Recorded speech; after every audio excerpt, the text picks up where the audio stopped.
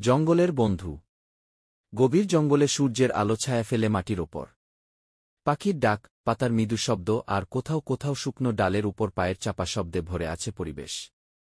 এই জঙ্গলের পথ ধরে হাঁটছিল দুই বন্ধু, রাহুল আর মায়া। তাদের সাথে ছিল একটা বিশাল হাতি, নাম গজরাজ।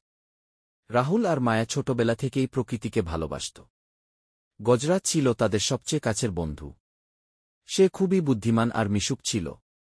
আজ তারা সিদ্ধান্ত নিয়েছিল একটু গভীর জঙ্গলে যাবে, যেখানে আগে কখনো যায়নি।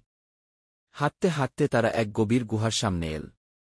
গজরাজ তার লম্বা সুর দিয়ে মাটির ধুলো সরিয়ে দেখল গুহার ভেতর একটা সংকীর্ণ পথ।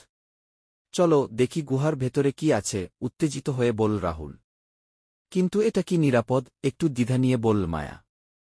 গজরাজ তার সুর তুলে হালকা আওয়াজ করল, যেন তাদের সাহস দিচ্ছে। তারা ধীরে ধীরে গুহার ভেতরে ঢুকল। ভিতরে ঢুকে তারা অবাক হয়ে গেল। একটা ছোট ঝর্ণা বয়ে চলেছে, আর তার চারপাশে অনেক রঙিন ফুল ফুটে আছে। রাহুল ঝর্ণার পানি হাতে নিয়ে বলল, এটা তো একেবারে স্বচ্ছ। এটা এক রহস্যময় জায়গা। মায়ের চোখ বিস্ময়ে বড় হয়ে গেল। গজরাজও খুশি মনে তার সুর দিয়ে পানি ছিটিয়ে দিল।